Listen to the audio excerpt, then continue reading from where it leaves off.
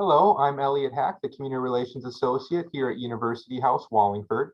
Before we start today's presentation, Ike Elmo would like to share a little bit about our beautiful community and our speaker today.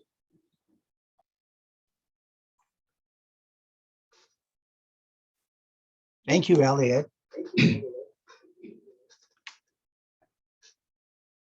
In our affiliation with the University of Washington Retirement Association, University House Wallingford residents benefit from the partnerships developed with University of Washington Schools of Nursing, Social Work, and Pharmacy to deliver innovative programs designed with healthy living and lifelong learning in mind.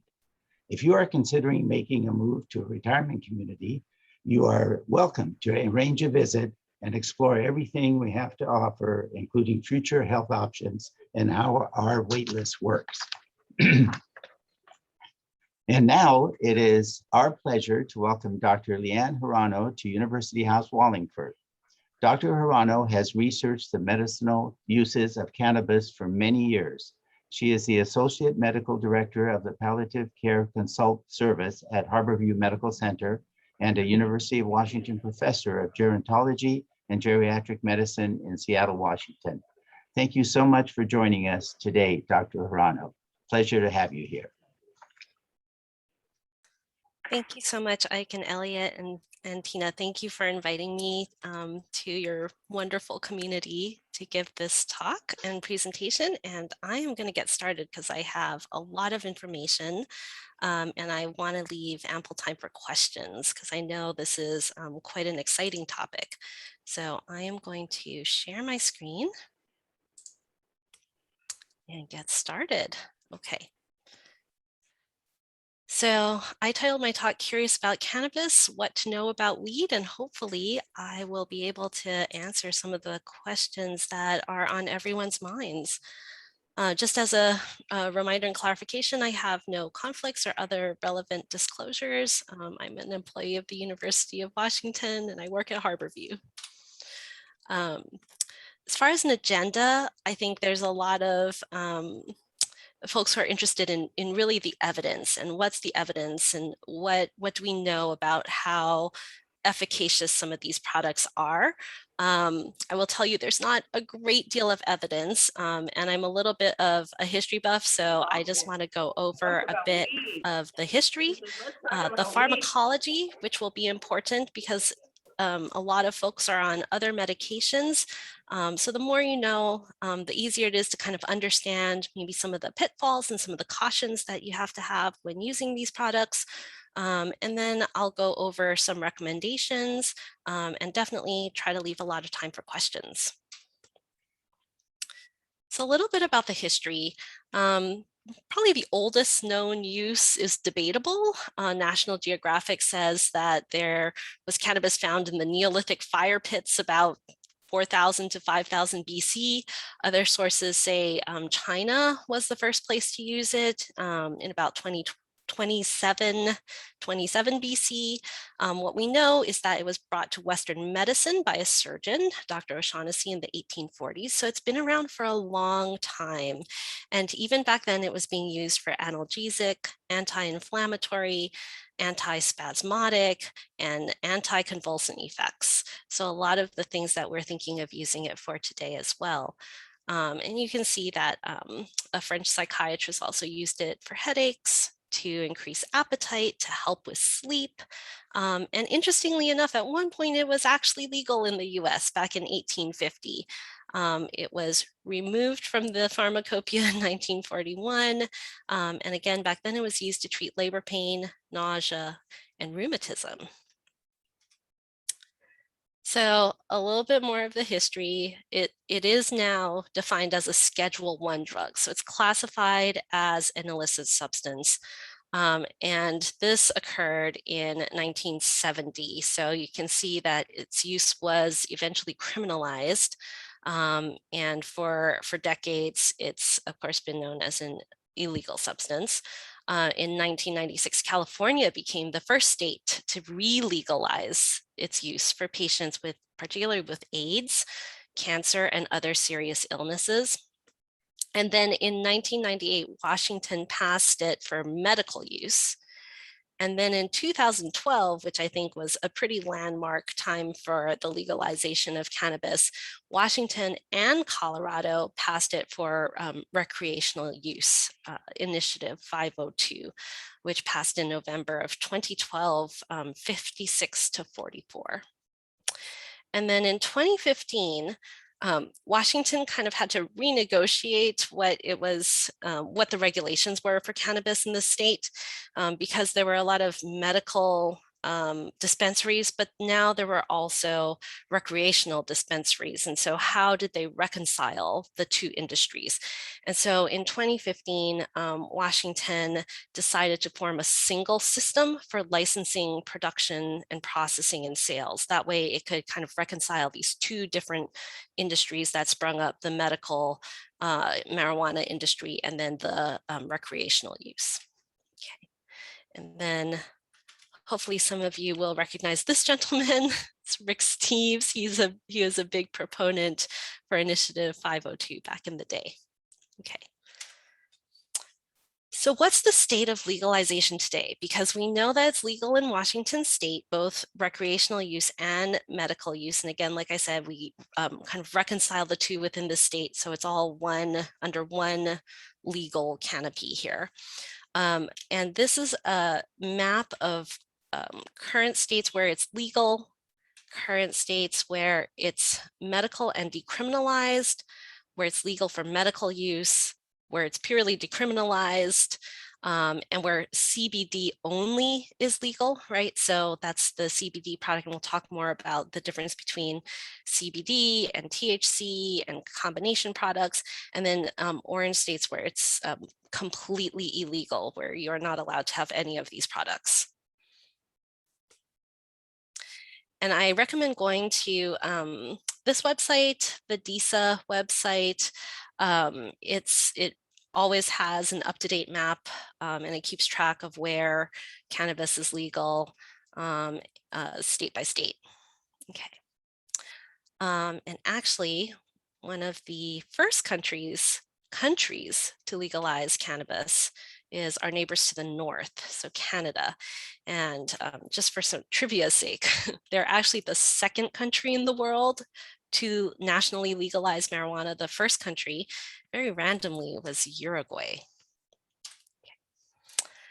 So if you're interested in trying cannabis, you are not alone. And from 2006 to 2013, the prevalence of past year cannabis use among adults 65 years and older had a relative increase of, and this really surprised me, 250%. So really a lot of our older folks are turning to marijuana. And why is that? And I think what we're seeing is there's just a lot of medical conditions and symptoms that we find very difficult to treat with our traditional pharmaceutical medications. So aches and pains, definitely, especially arthritis. I wish I had a magic bullet for osteoarthritis, because that is so common as we age. Our joints just get stiffer and a little bit more painful. Other symptoms that are difficult to treat, like, post-traumatic stress disorder, anxiety, insomnia, depression, weight loss. It's over the counter and legal now in Washington, so there's access. It's much easier to get. Maybe you've tried it before and had a good experience. It's natural, right? And therefore it must be safe. And we'll talk about that. And it's not addictive. Maybe you heard that, like opioids, for example. So it might feel safer. And then there's a lot of marketing nowadays. And in fact, a lot of places offer field trips, and it's definitely a business. Okay.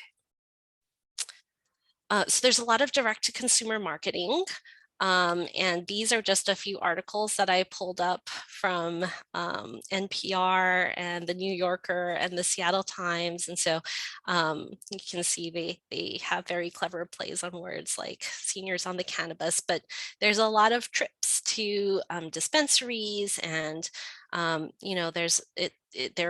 they're exciting, and they're kind of fun, and they offer a whole range of products. So I do want to introduce a little bit of terminology, because if you do visit a dispensary or you do want to try some of these products, it's helpful to kind of know what they are, what they're composed of, and if you have questions, then knowing how to kind of speak the language and know the terminology is very helpful. So cannabis sativa L is the actual scientific name of the plant itself. There are 3 different bioactive molecules in cannabis. So there are, of course, the cannabinoids, and that's what we all think of. When we think of cannabis, the cannabinoids, they have a unique chemical structure that's found in the highest concentration in the female flower of the cannabis plant, the bud. And then there are these 2 other compounds called flavonoids and terpenoids. And so terpenes are the aromatic chemicals found in the plant. So if you think of like the smell of citrus or the smell of pine trees or essential oils, those are from terpenes. And then if you think of the anti-inflammatory and antioxidant properties of things such as matcha or green tea, those are flavonoids. So those are additional bioactive molecules in the cannabis plant, in addition to the cannabinoids. Okay. So I wanted to introduce the idea that you might hear if you go to a dispensary called the Entourage Effect. And this is the idea that combining the multiple constituents, so the cannabinoids, the flavonoids, and the terpenoids, creates the comprehensive kind of enhanced results and therapeutic effects of cannabis itself. So if you're using something synthetic or something that's derived from a pharmaceutical company that's, pure cannabinoid, people argue that, maybe because it doesn't also contain the flavonoids and the terpenoids, it doesn't have the same effect as the actual natural product. I love this term, bud tender. It's like a bartender, but for cannabis. So you'll find bud tenders at the dispensary, and they will help you pick out products if you so choose. So cannabinoids, like I said, are one of the bioactive products in the plant. There are over 100 known isolated cannabinoids. So there are a whole bunch of them. THC, or tetrahydrocannabidiol, that is thought of as really the active, major psychoactive component in cannabis, and it's really the most studied. So it's the one that you think of when people say that gives you the high, right? So that's the THC. It's also the one that's tested for in drug tests. So that's the active product that's tested for THC. CBD, cannabidiol, is the most common cannabinoid in the cannabis cultivated for fiber and oil production. You think of hemp, and it's the non-psychotropic, so the non-kind of acting on your brain constituent. So it has a low affinity for binding to these receptors in your body. And it's thought that this modulates the activity of the THC, so it helps the activity of the psychoactive component that does affect your thinking. But it itself, the CBD itself, is not thought to really have those same effects to give you that high.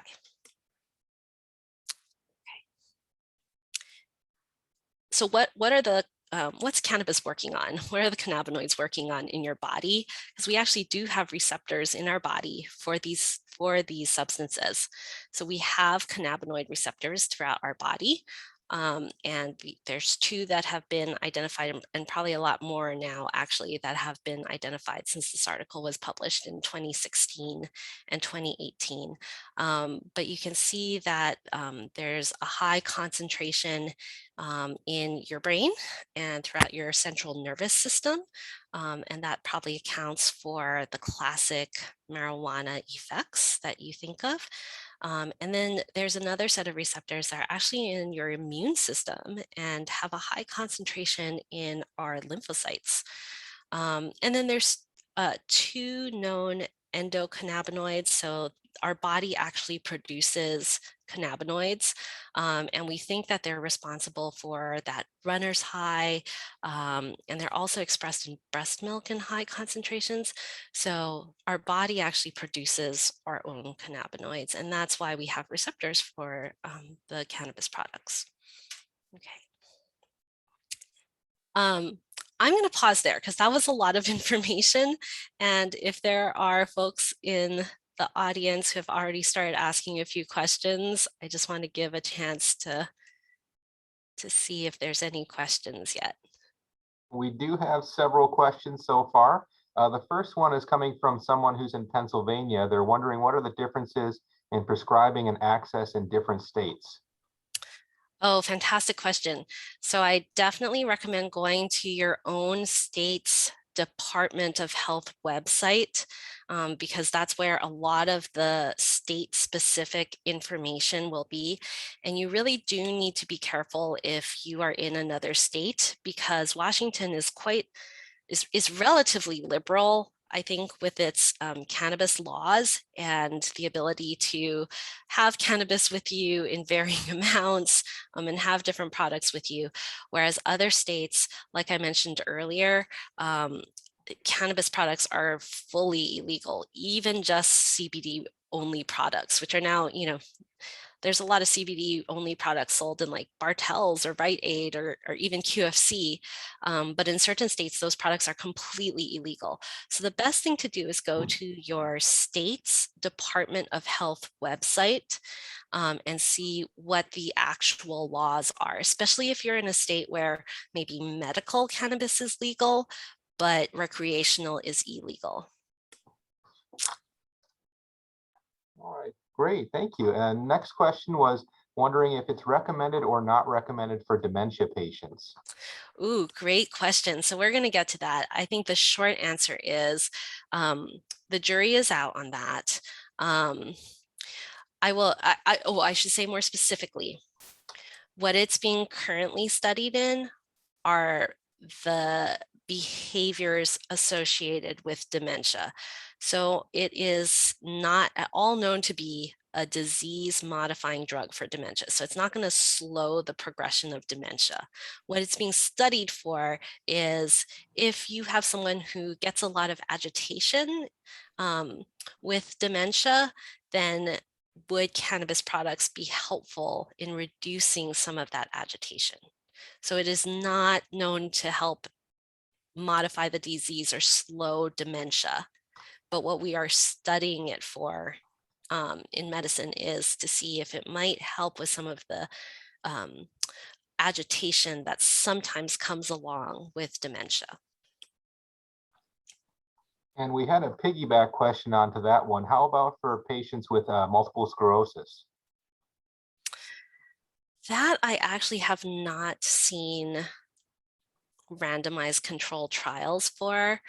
I did not specifically look up multiple sclerosis when I was looking up randomized controlled trials for cannabis, and I did not see any mentioned in kind of the larger reviews that I looked at or meta-analyses.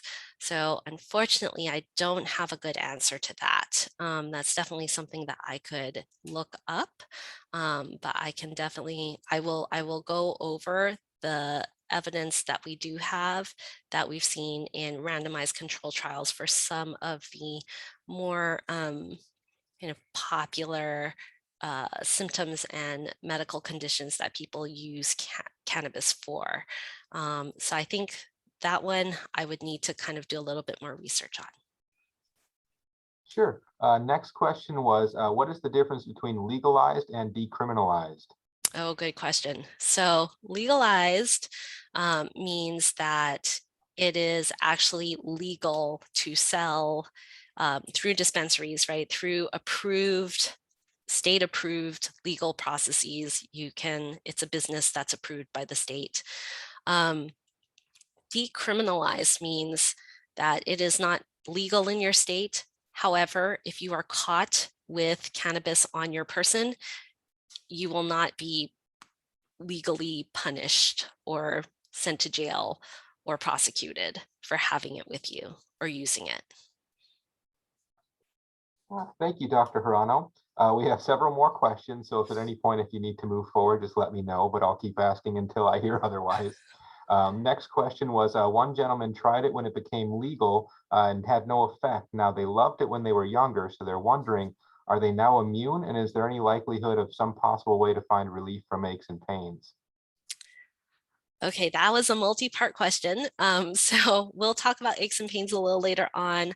I would say, you know, there are many bud tenders at the dispensary who'd be more than willing to kind of help you find probably a product that might be more effective if there are particular effects that you are seeking out, because there are so many different formulations and different THC to CBD ratios and strengths and dosages. So and routes to take the products. So I am sure that if you wanted to find something that seems more effective, you could absolutely find that.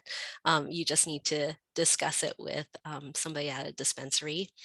And yeah, I might kind of continue with the presentation for now, because I think some of the questions that are coming up might be answered within the presentation. So I'm going to go forward a little and then I'll pause again for more questions because I know that they're building up. So just in interest of time, and because some of the questions I think might be answered as I move forward, I'm going to move forward just a little. So as far as pharmacology, you can see I created this little table.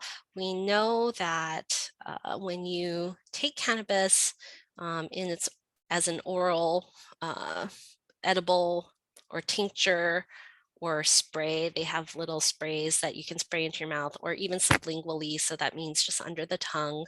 The time to effect is about anywhere, and it just ranges because there's so many different products and so many different concentrations in the products, but it can range from anywhere from 30 minutes to 4 hours, and it can last anywhere from around 6 to 8 hours.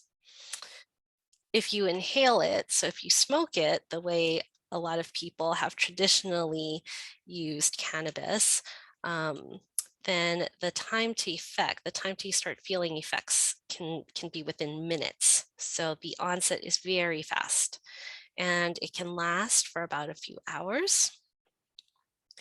And then we don't have as much information on topical or transdermal products. So you can see I kind of left those as question marks.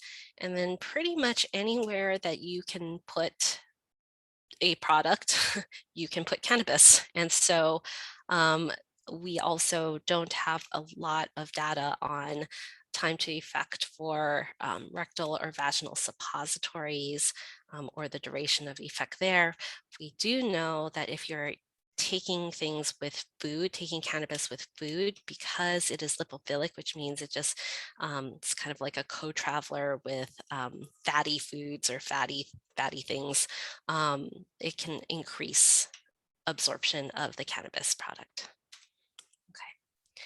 And then just for people who are interested, it is metabolized by your liver, and in fact, it's metabolized by a pretty popular enzyme in your liver that many other medications are metabolized by. So you do actually have to be kind of careful if you are already on certain medications and are interested in trying cannabis. I highly actually recommend talking to your doctor because, again, it's metabolized by your liver and it uses one of the enzymes that many other medications use, which means that if you're taking cannabis at the same time as some of these medications, it might increase the effect of your medication, or your medication might increase the effect of the cannabis. And either way, you might have some side effects that you are not prepared for or can be kind of scary and dangerous. So I would say the big one is if you're on blood thinners, particularly warfarin, this can really increase how thin your blood gets. So it can really drive up that INR that gets checked when you're on warfarin. So It's something to be aware of and something that folks have to be careful of. And if you take any anticholinergic medications, so things like Benadryl, diphenhydramine, some of the antidepressants, and definitely some of the sleep aids that are out there, it can really, the cannabis can really increase the amount of sedation that those medications cause. Similarly, if you're on any type of benzodiazepine, so something like lorazepam, clonazepam, taking that with cannabis can also really increase, just the sleepiness and the confusion that those drugs potentially may cause. And then alcohol can actually increase the level of THC. So you might have more effects from THC if you're taking it with alcohol. So, and again, these things are, can be additive and can cause some scary side effects. So it's just something to be aware of. And then the CBD, which is thought to not actually influence the way you're thinking or your cognition, actually may increase levels of some antidepressants, some beta blockers, so things like metoprolol or some of our cardiac medications. So we just have to be careful when we're trying some new things out. And sorry, my slide was advancing on my side and not on your side. Okay. So those are the interactions I mentioned. And I should also mention that I will make my slides available for distribution. So if you are kind of listening to all of all of the pharmacology and starting to glaze over a little, these will be available so that you can kind of absorb them on your own time and look at them in more depth. Okay. So other issues, because it's grown, it's a natural product, it's a plant. You just want to be aware if herbicides or pesticides have been used that you could be allergic to. And then probably the biggest one is if you smoke it, if you inhale it, sometimes mold and fungus can grow on the leaves, and that can cause a really serious lung infection if your immune system isn't as strong as you would like it to be, or as strong as a normal healthy adult's. So it's just something to be careful of. And then again, because it's a natural product, it's a plant, sometimes the product consistency is not always reliable. So you might get a really strong batch one week and then maybe something not as strong another time, even if it's the same product. It's hard to tell what an appropriate dose is for a particular condition because that has not necessarily been studied. And then as far as like labeling and dosing, the accuracy, because if you go to a dispensary, a lot of the products will have a THC to CBD ratio. This was actually studied. So in the Journal of the American Medical Association, they actually gathered a bunch of products, 75 products from 47 different brands, and they tested the amounts of THC and CBD in the products to see was their labeling accurate. And interestingly enough, the greatest likelihood of obtaining an underlabeled product, which means that there was more THC in the product than was on the label, was in Los Angeles, and Seattle actually had more over-labeled products. So Seattle's products were saying we have this much THC in it, when in all reality they had less THC in the product. Okay, so now for probably what everybody's been waiting for, like, does it actually work? And are these products actually effective? And I will tell you that this is a surprisingly difficult question to answer. And so I will talk about why that is, why it's so hard to answer. And I definitely will talk about the evidence that we currently do have. So one of the reasons why it is so incredibly difficult to get an accurate answer to some of these questions is because there are, as you can imagine, a lot of barriers to doing good cannabis research. majority of those problems stem from it still being illegal. So it's still federally, it is a Schedule 1 substance. So it's the same in the eyes of the government as heroin and cocaine and methamphetamine. So it's still a Schedule 1 substance. So any federally researched federally funded research, which is most of the research that our academicians and clinical researchers do, has to be done through this National Institute on Drug Abuse. And you have to get your cannabis from the University of Mississippi, which has been growing the same cannabis for the past 50 years, the same strain. And as you can imagine, a lot of the dispensaries and a lot of the new cannabis products are very, very different from a cannabis product that was developed 50 years ago. So a lot of the newer strains have way more or higher concentrations of THC, much higher concentrations of THC in relation to CBD. And so a lot of the researchers who have kind of used have used the University of Mississippi product have said that like really it's not comparable to products that people are actually using out in the community. And so it's difficult to conduct research with something that's just not equivalent to what people are actually using out in communities.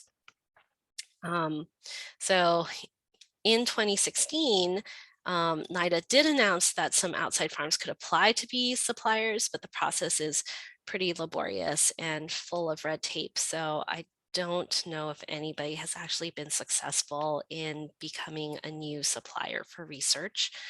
There's no standardization in dosage, product, or route.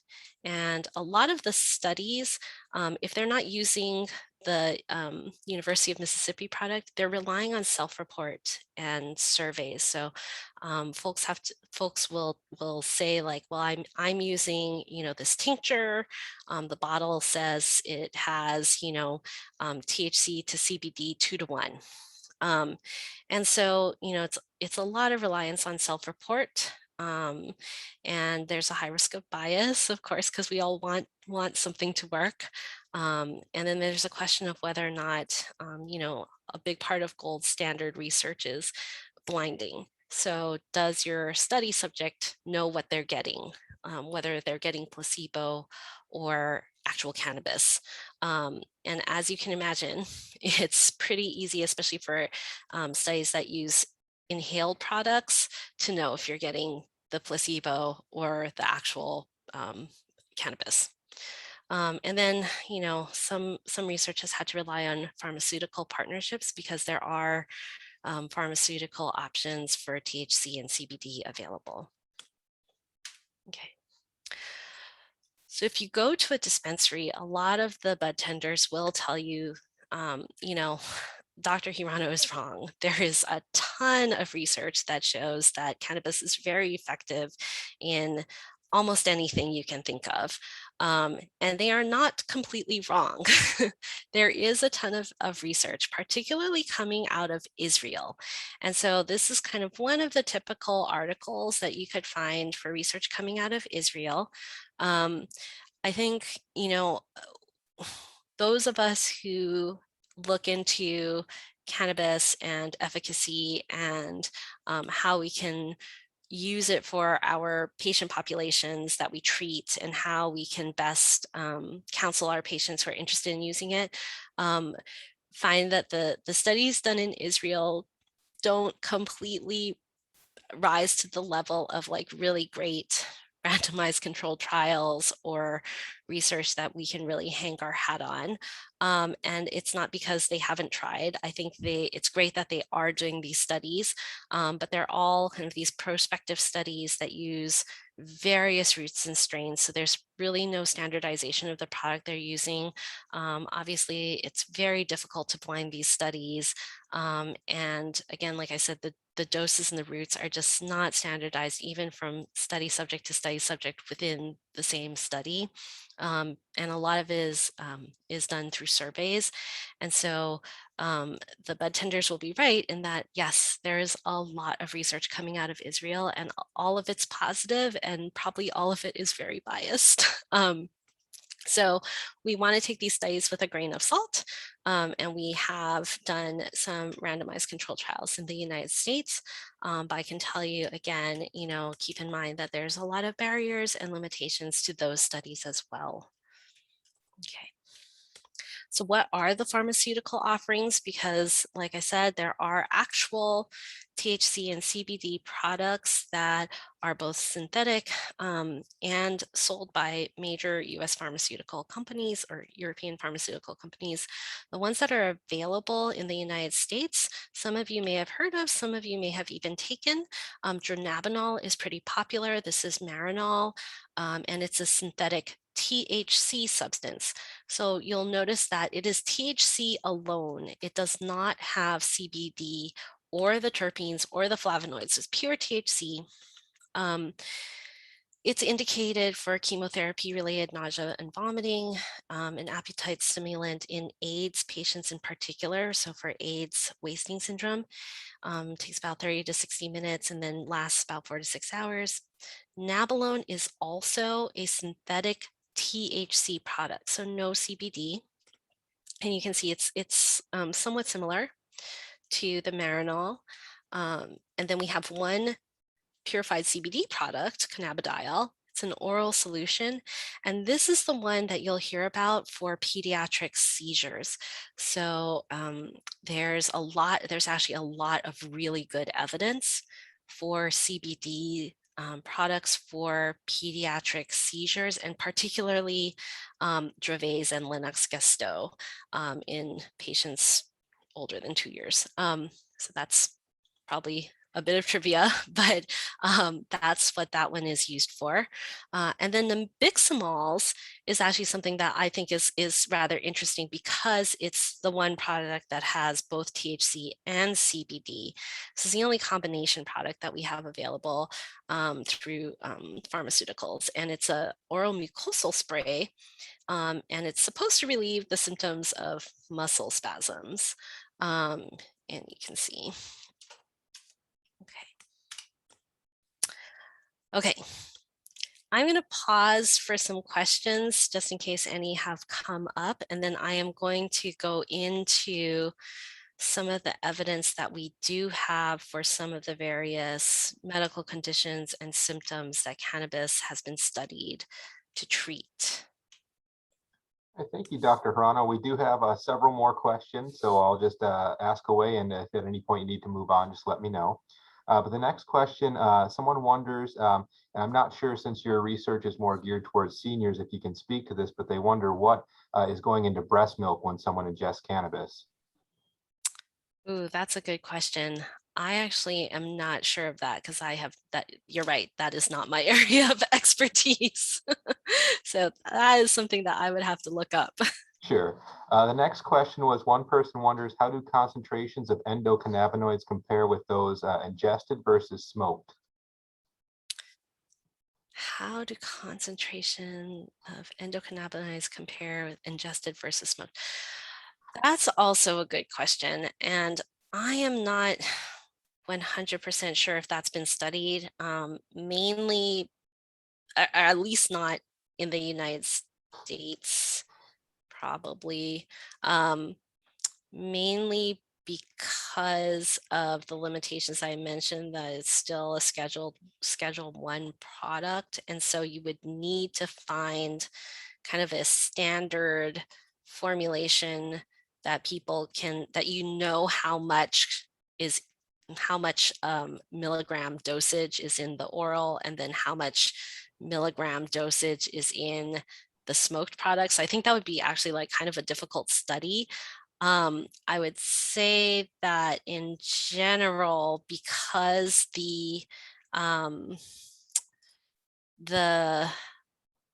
well, no, I'm not going to speculate on that. Yeah, I think that might be a difficult study, and I'm not sure that actually has been successfully conducted yet. But I think a lot of times what we can look to is that the inhaled form takes effect a lot quicker than the oral form, and the oral form definitely goes through that first pass metabolism from your liver, so it kind of circulates and then takes effect in anywhere from half an hour to several hours later. So that's something to keep in mind, again, that the inhaled form might feel a lot more effective because it's effective sooner, whereas the oral formulations, again, go through your liver and have to go through that kind of first pass metabolism before they're kind of activated per se. Thank you, Dr. Hirano. We had two people who asked about how it affects memories and if you can speak to memory loss with cannabis in seniors. That's a good question that I'm not sure has fully been studied. I think that, probably in the studies that I have reviewed, they have not specifically looked at that, but they also have not specifically found necessarily that it causes any memory loss. So I would say the jury is out on that, but in the situations where it has been studied with relation to dementia or with relation to things like anxiety or depression, there have not been necessarily any big findings of increased memory loss from it, or permanent memory loss, let's say, right? Thank you. We had one person wonder the difference between the effect for oral versus inhaled, but I think you kind of covered that a bit already. Is there anything else you'd like to add to that, or should we move to the next question? Oh, next question, because I think I'll kind of round back on that a little later on and might help to answer, but it might, again, I think the bottom line is there's a lot that's not known about cannabis, only because the doses that we're studying are not standard, and there's just so many different routes that it can be taken as. So there haven't been any really great studies that can kind of answer some of the questions that are coming up that I'm also not able to give great answers to. Sure. Next question was one person wondered if there's an ideal dosage based on someone's body weight or some other metric. No, not that we know of.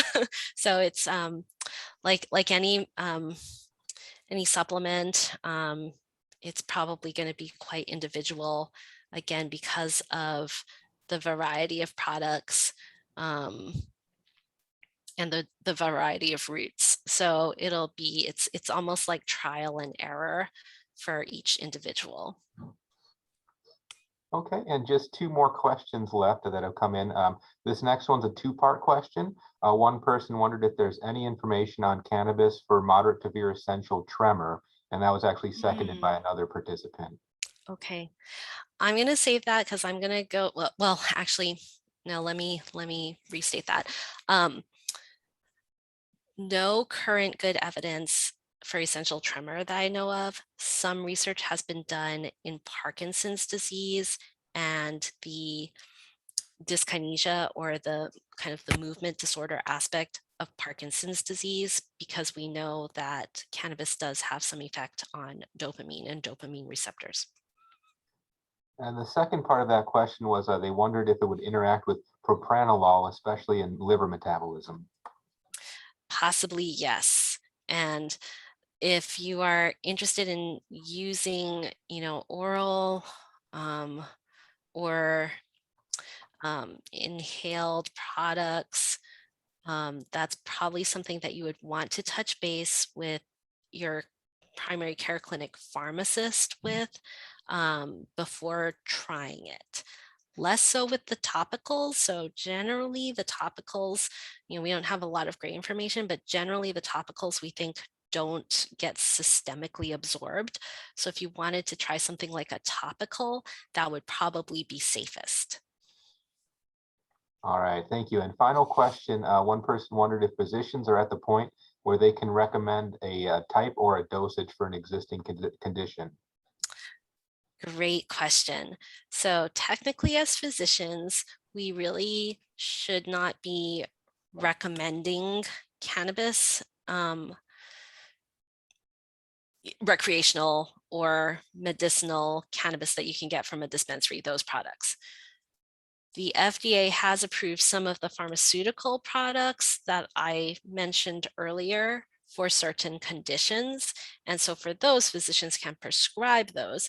Generally, the party line is that physicians probably should not quote, recommend cannabis? Do I ask patients whether or not they have considered using cannabis in my practice? Absolutely. And do I bring up whether or not they have tried certain topical products? Absolutely. So if I have someone who has, refractory or just pain that I can't get a hold of, like arthritis pain, knee pain, something, muscle aches and pains, I do ask if they've tried, CBD or considered trying CBD or one of those topical products. I wouldn't go so far to say that I like recommend it, but I do ask if they've tried it, because when we're really getting down to none of our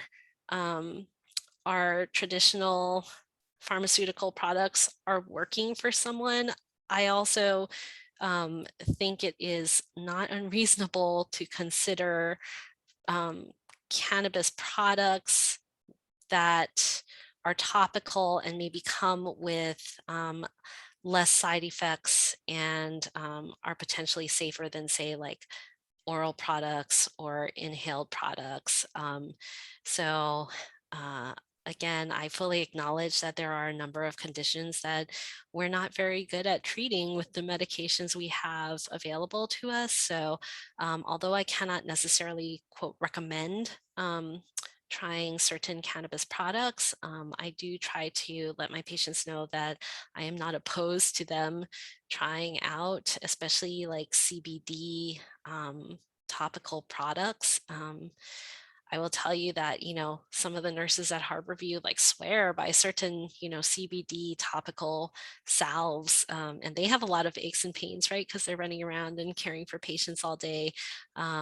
And have a lot of aches and pains in their joints. And so, yeah, a couple of them really swear by certain CBD topical products that they've tried. And so, if something works for you and you're not having terrible side effects and it's not impacting other medications that you're taking or dangerous for your other medical conditions, then, I don't think there's any harm in trying something that might work safely, and with the appropriate precautions.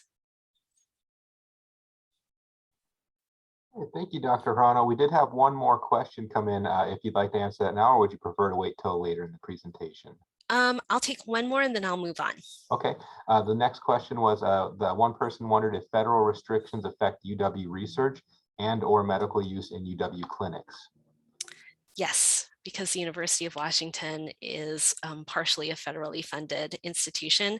So any federally funded institution, including majority of the hospitals, receive federal funding or accept Medicaid or Medicare.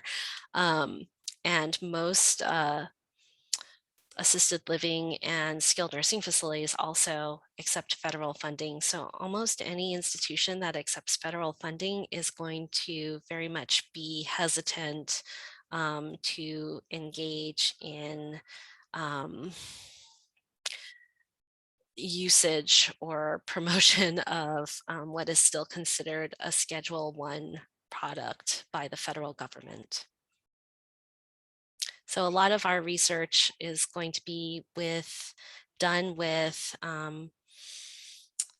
either approved pharmaceutical products or similar to the studies in Israel would be through patient self-report. So through, folks answering questions about what products they're using and how frequently, and estimating the amount of THC or CBD in each product.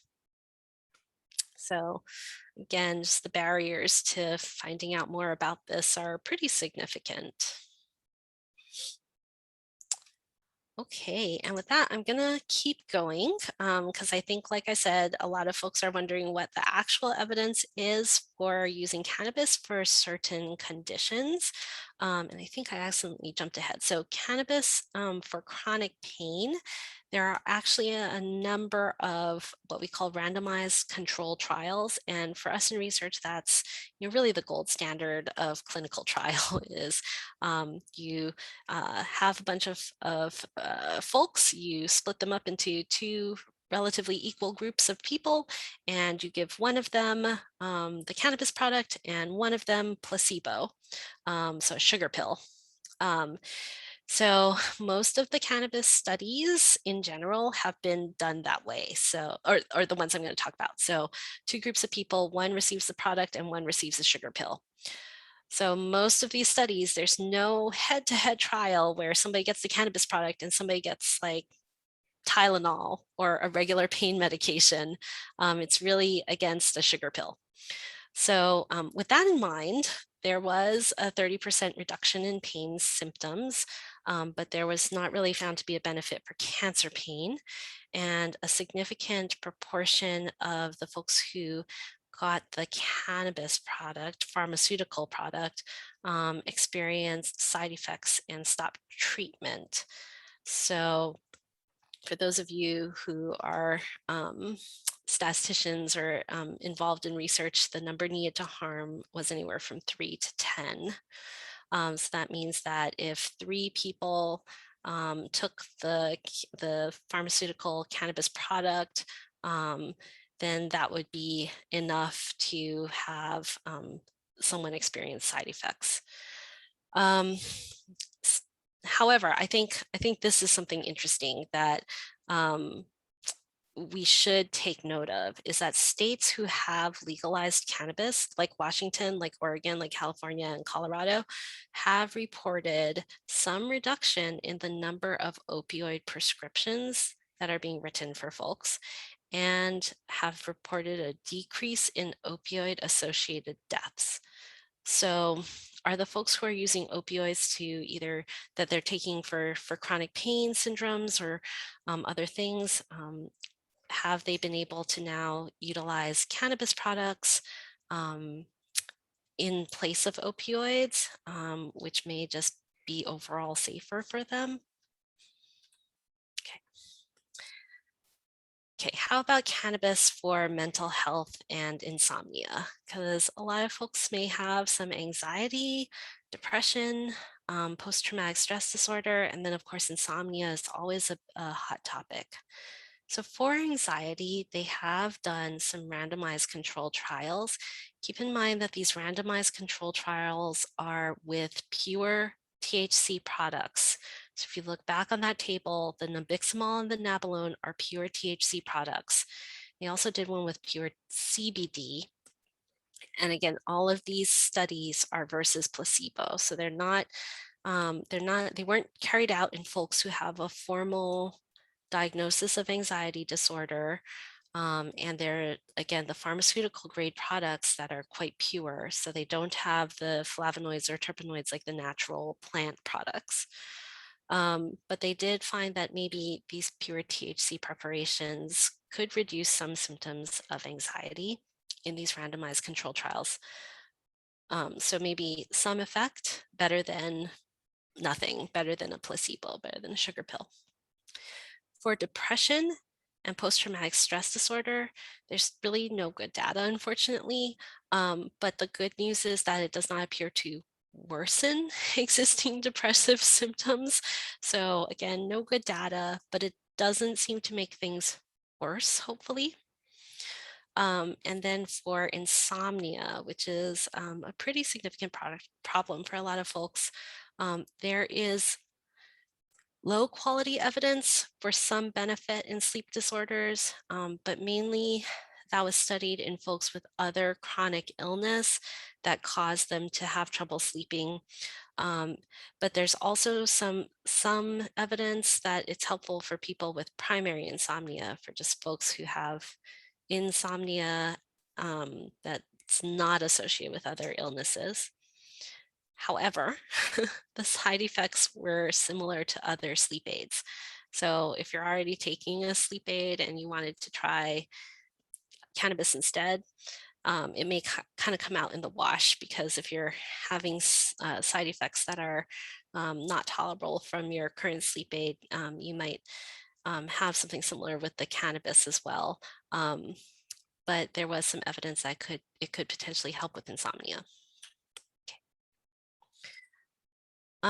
How about for appetite and weight gain? We do have a few randomized controlled trials for that. And again, most of those trials were in folks with HIV wasting syndrome. And so it was shown to increase appetite and weight gain in those folks. And so you may have noticed that that's one of the FDA approved reasons to give things like Marinol. There's no evidence of increased appetite or weight gain in cancer, unfortunately, which would have been really nice if it did show that. But again, keep in mind that these randomized control trials were done with the pharmaceutical grade pure products. And then how about for nausea and vomiting associated with chemotherapy? There have been a number of randomized control trials done with, again, the pure THC products with mixed results, but most of them were better than placebo. So most of them were shown to help. But again, they weren't compared necessarily with other anti-nausea medications. And when they think the results are that that the cannabis products or the pure THC products are pretty equivalent to other anti-nausea medications, but they might actually have more side effects. So maybe sticking to just kind of the anti-nausea medications that we have available might be the way to go. But again, keep in mind that this was the pharmaceutical grade pure THC products, not CBD, and not the cannabis plant itself. Okay. Glaucoma. Yes, there's a reduction in intraocular pressure, which is the goal with a lot of glaucoma medications. It occurs pretty quickly when you take the THC products or inhale the THC products, but it doesn't last very long. And unfortunately, patients can build tolerance to it, so it eventually stops working. So I would stick with the medications that your doctor's prescribing for glaucoma there, just because there doesn't actually seem to be like true benefit in choosing cannabis or in choosing the THC products over the actual medications that have been developed for glaucoma. And then, as I mentioned earlier, Parkinson's disease, there have been a few randomized controlled trials, particularly with CBD and nabilone, which is one of the synthetic THC products. And like I mentioned, it does appear to reduce kind of the muscle responses and movements that are associated with Parkinson's disease. But unfortunately, it has high rates of low-grade side effects. So in a quarter to half of the patients, they had some side effects, but those side effects weren't enough for them to discontinue the medication. So take that as what you will. It was compared to, again, placebo. So there might be some promise there. And then, as I mentioned before, behaviors of dementia, such as agitation. I know this is actively being studied. So one of my colleagues at the VA, and I think in group health as well, they're trying to put together a study specifically to look at cannabis products with relation to some of the agitation that we sometimes see in dementia. Again, it is not a disease-modifying drug, so it's not something that you should take to prevent or to treat dementia itself. It will not slow memory loss, and in fact could make the agitation or anxiety or confusion worse. So just use with caution in folks with dementia for now. Hopefully more research to come, and we'll have more information in a year or two. Okay. As a physician, I do need to talk about the health risks that we have studied with cannabis. You know, cancer is the first thing that a lot of people ask about, but we don't think that it contributes to lung or head or neck cancers. We don't think that it increases your risk for any of that. effects on your heart. So if you use a strong dose, so some folks who have either taken tinctures or smoked the cannabis and maybe they were using it for the first time, it can definitely cause your heart to race. And if you have underlying heart disease, you run the risk of having a heart attack. So, just be careful. um, if you are using like low doses and using them pretty chronically, that chronic use, long-term use does not increase your risk of heart attack or heart disease that we know of. But again, it's that, especially for folks who have never used it and all of a sudden are taking a pretty high dose of it, and or just having a pretty significant response to it, it can cause your heart to race and it can cause you to feel sweaty. It can cause you to feel like you're having a heart attack. You may or may not actually be having a heart attack. So a lot of folks have gone to the emergency department because of this. And a lot of that is in the setting of the like the edibles. So, who eats just one gummy bear, right? So people would go and buy edibles, and instead of just eating one gummy bear, they would eat the gummy bear. And again, oftentimes when you're eating the cannabis products, the edibles, it takes about anywhere from half an hour to a few hours for it to be effective or for you to start feeling it. And so then people would say like, oh, it's not working, I must not have eaten enough. And then they would eat like another 2 gummy bears or, the whole cookie, and just instead of just a bite of the cookie. So people have gotten themselves into trouble because then all of a sudden they've taken a lot more than they probably should have, and then all of a sudden their hearts are racing and they're sweaty and they feel like they're dying, and then end up in the emergency department. So just be aware that, again, I have the table in there about how fast some of the different ways you can take it, how fast it sets in. And then lung-wise, if you are smoking it frequently and often, it may exacerbate asthma or COPD, emphysema, sort of like smoking, right? Because if you're smoking something and inhaling something, and the smoke from something, then it could exacerbate your lung disease. It could cause your lung disease to act up.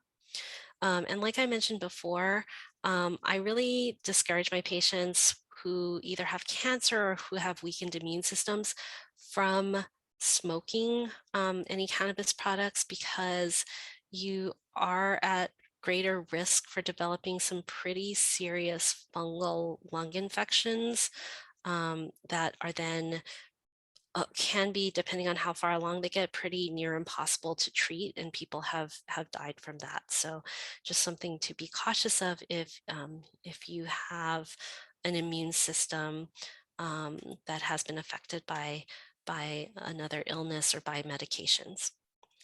And then this one's sounds minor, but can cause a lot of problems, is periodontal disease, because oftentimes one of the side effects of cannabis can be dry mouth. So just be aware of that as well. Okay. I'm gonna provide some friendly advice and you can take it or leave it. But these are the things that I recommend to my patients and that I teach other doctors to kind of recommend when they're counseling their patients about cannabis and trying cannabis. So first and foremost, please talk to your doctor about your interest in trying cannabis, especially if you're interested in trying anything other than a topical product.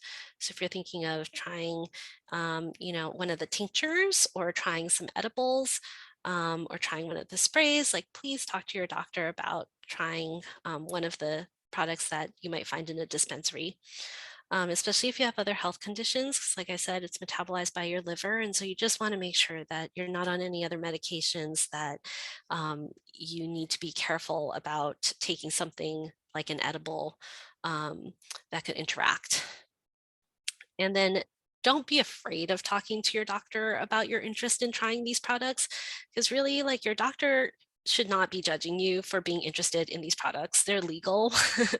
And I think they're pretty much, they're out there now. And if your doctor has like any negative response or unsatisfactory response to you bringing it up, I think really you can ask to speak with your clinic's pharmacist just to get a little bit more information, or even, ask to speak with another physician who might be more comfortable in counseling you on cannabis use. Because again, like our job as your physician is to really optimize your health and to help you find something that works for some of the difficult to treat symptoms that you might be experiencing.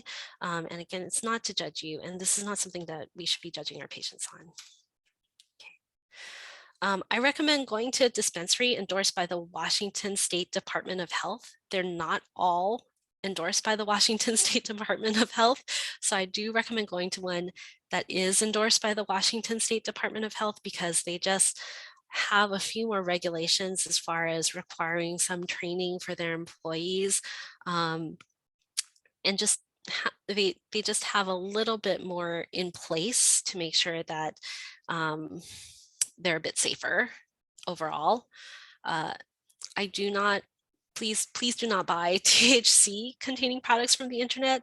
The nurses I mentioned at Harborview who love the CBD products, like I think they found a website that sells them for, a discount.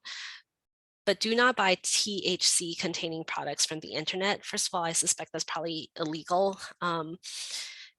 Or on the street, or any synthetic products from gas stations or other disreputable, potentially disreputable places for selling THC products.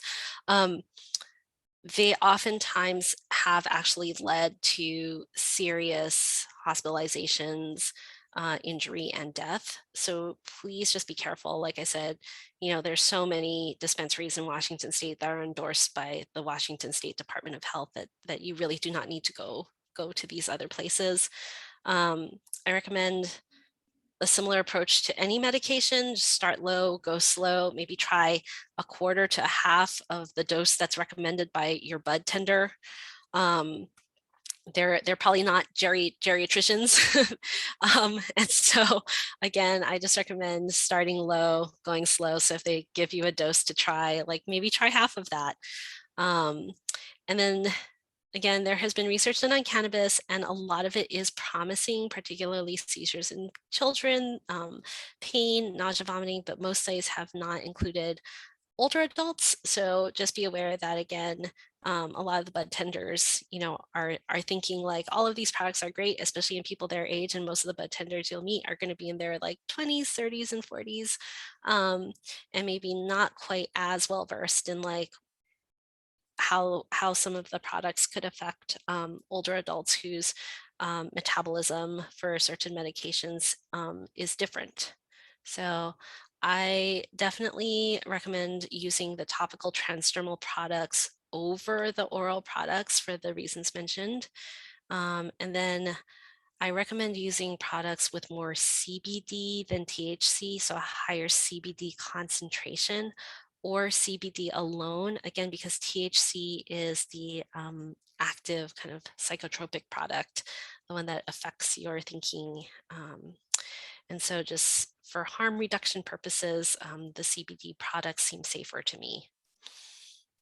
Okay.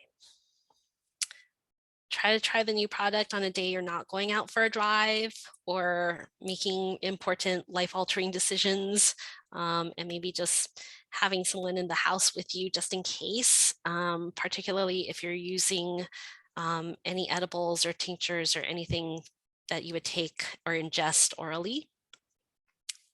Think of them sort of like supplements. So unfortunately, they are not regulated or tested or quality controlled by any government agency. However, some products have undergone independent testing. So if you ask the certified medical marijuana consultant at the dispensary which products have undergone quality assurance testing, they should be able to tell you, because the products will have a little sticker on it that comes from the independent labs that do that extra testing to make sure that there's no, pesticides or herbicides or toxins in there.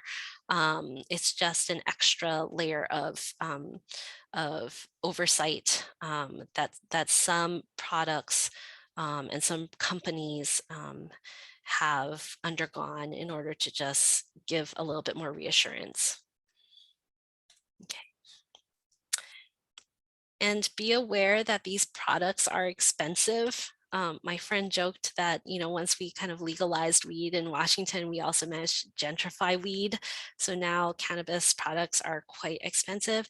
And because these, again, still considered a Schedule I substance, only cash is accepted at most of the dispensaries, at all of the dispensaries.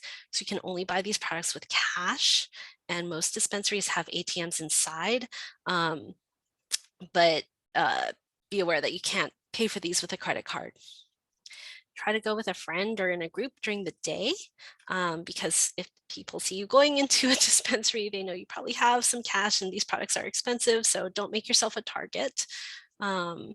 And then remember that it's not legal in all states. So if you're traveling outside of our state, just remember that it's, it might not be legal in your destination state, and definitely not necessarily in your destination country. So maybe you're using products pretty regularly and easily as just part of your normal medical routine here, but be aware that you might not be able to travel with them. It remains a controlled substance, and if you work for, a federal agency, I have friends who work for the VA, and they sometimes get randomly drug tested. So also be aware that if you're, using any THC products, that can show up. And then if you have grandchildren or young folks who visit you or live with you, just make sure to lock up these products, because what we did see in states that legalized cannabis products is an increase in hospitalizations for children who happen to get into their parents' or grandparents' products and needed to be hospitalized to kind of deal with the effects of that. So just be safe. It's a business. If these were the magic beans, I'd be taking them, prescribing them, and promoting them, but obviously more research is needed. And again, just think of cannabis as like a dietary supplement. It's not regulated by the FDA. It might have some unknown effects, and we don't always know what might be in it. And then here's a picture of me at a dispensary with one of the bud tenders. This was a very lovely dispensary, but it's definitely a business, right? They would not let me take a picture of their display because they were afraid that if other people saw how they were displaying their products and how they were kind of combining the medical aspect with the recreational aspect, they were worried that other dispensaries would steal their idea and would steal some of their business. So it truly is a business. And so just be aware of that. They will try to sell you things, and it's up to you to be informed and know what good questions to ask. And hopefully this presentation has helped with some of that, so that when you do go into a dispensary, you're armed with knowledge and good questions to ask. And so hopefully this guy is familiar. He says the biggest killer on the planet is stress, and I still think the best medicine is and always has been cannabis. That's Willie Nelson saying that, not me. He's 88 years old and has always been, I think, a pretty big proponent of cannabis. So thank you for joining me and inviting me to give this presentation, and I'll take any remaining questions. Thank you, Dr. Hirano. We do have several more questions that came in. One person wonders if you foresee the U.S. moving towards federal standards to legalize cannabis. Do I foresee the U.S. moving? That's a good question. I think the first step would be national decriminalization, and we haven't even gotten that far yet. So I think with all the things that the states are and the federal government is dealing with right now, I suspect this is pretty far back on the back burner, and I think they're going to rely on states to regulate and determine what they want to do with cannabis for a while, because I suspect, like I said, this is probably on the back burner, just given all the other issues with the pandemic and Afghanistan and everything else that are going on right now. It would be nice because that way I think we could at least maybe engage in more research.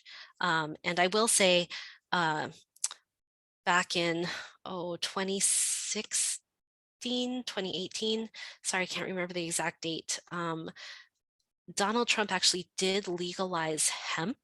So, prior to that, it was illegal to actually grow hemp in the United States. And now at least it's legal to grow hemp in the United States. So that's more the CBD product, if you think about it that way. So we are making incremental steps, I think, towards eventually nationally legalizing. But again, cannabis is at a very interesting intersection, right? It lives at the intersection of medicine and politics and industry.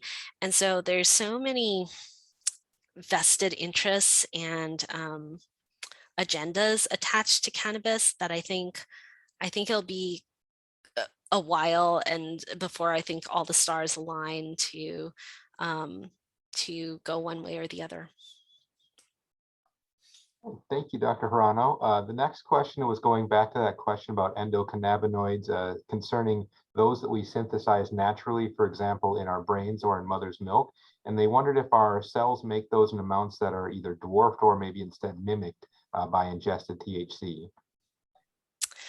Yeah, I really don't know the kind of the comparison between what our body makes and what levels we achieve when we ingest or smoke or inhale cannabis products.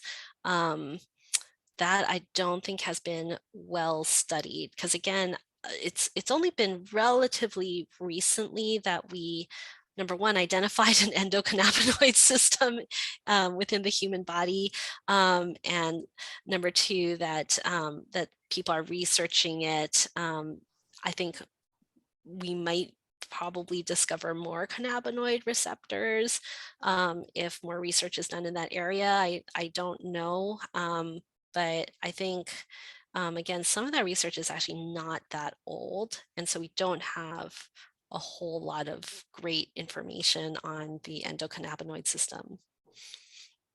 Right. The next question was one person wondering for older folks interested in recreational cannabis, are there any side effects or precautions that one should be aware of? Sure. I would say, because it's so individualized, the side effects are, uh, ones that you would think of. So some folks have hallucinations, some folks have increased sleepiness, some folks have increased dizziness or confusion, and some folks just kind of feel pretty good, and some folks maybe don't feel anything.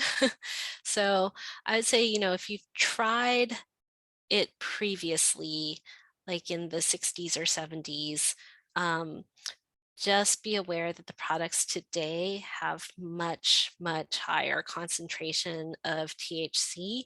And so your effects compared to what you used back then versus what you might use now could be a little different. And then the side effects that I mentioned in relation to your heart. So a lot of times, you can have tachycardia, so just a racing heartbeat. Sometimes you can feel like this feeling of impending doom, which is really odd. And you can have a lot of sweating, dry mouth. So kind of any or all of the above. But like I said, some folks, especially in like lower doses, tolerate it just fine and just feel relaxed. So it really is kind of a personal, individual thing where you just want to be careful by starting low and going slow, right? Giving it time to actually take effect if you're using something that maybe takes half an hour to several hours to take effect, and just in a safe environment, because if you do end up having one of the side effects, like it's good to have someone with you just to reassure you that like, oh, I think you're okay, or should we go to the emergency department? Just somebody else with you so that they can be a clear-headed source of support if something does happen to come up. Great.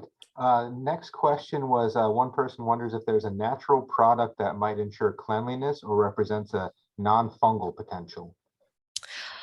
Okay, yeah. So, so I'm sorry to scare people with that.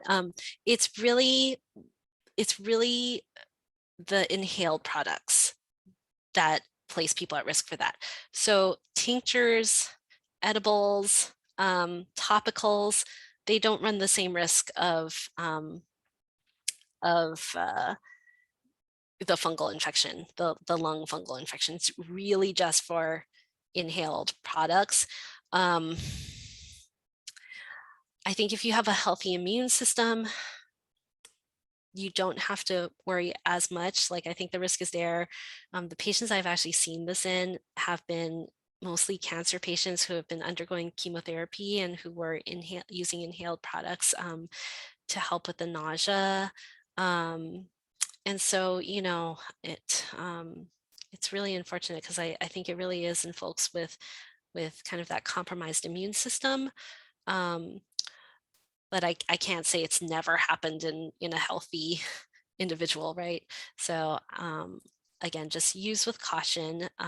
Go to a Washington Department of Health endorsed dispensary and ask for the products that have been tested. So even the inhaled products, the joints as they call them, right, some of them should have undergone outside testing, and ask for those. It's all about harm reduction, right, and trying to be as safe as possible. Thank you, Dr. Hirano. We have one final question. A person wondering if it's a problem to be carrying, especially in regards to luggage or carry-on when flying. Yeah, so I actually read an article of, that was written by the TSA, the Transportation Security Administration, right? And so, they're really not out to try to get you. What they do is, if they happen to find the product in your carry-on or your luggage at your destination state, which might have different laws than your origin state where you're traveling from, they generally will just dispose of the product without prosecuting you or arresting you or doing anything legally to criminalize you. They do, however, have the option to adhere to whatever state you're in, those laws. So if it is still criminal in that particular state, and you have a really nasty TSA agent, in theory, they could, call the police on you. But most of the TSA agents, like this article basically said, like, our policy is to just like, if you land in a state that it's not legal and we catch you with it, we would just dispose of it and have you go on your way. So I think they get it, and they're not really trying to get you. So that was kind of their party line in that article. All right, thank you, Dr. Hirano. It doesn't look like we have any more questions, but if you do have any more, please feel free to email them to me at elliot.haack@eraliving.com, and I'll forward those to Dr. Hirano to answer afterwards. And thank you, Dr. Hirano, for your fantastic and highly informative presentation today. We really appreciate your wealth of knowledge and your time. And thank you so much to everyone for joining us today. We appreciate you participating as well. We had some great questions. We will be emailing out an evaluation form, a link to that. So we'd love to hear your feedback. and if there's anything that we can do to improve the webinar for future experiences. We'll also be emailing out Dr. Hirano's slideshow, as well as a link to the recording of today's webinar as soon as they're available. If you have any questions about University House Wallingford, or if you'd like to call us and schedule a tour, please feel free to reach out at 206-545-8400. Again, my name is Elliot Hack, the Community Relations Associate here at University House Wallingford, and this concludes today's presentation. On behalf of myself, Ike, and everyone from University House Wallingford, where life goes on and lifelong learning thrives, thank you for joining us today and have a wonderful rest of your day. Take care.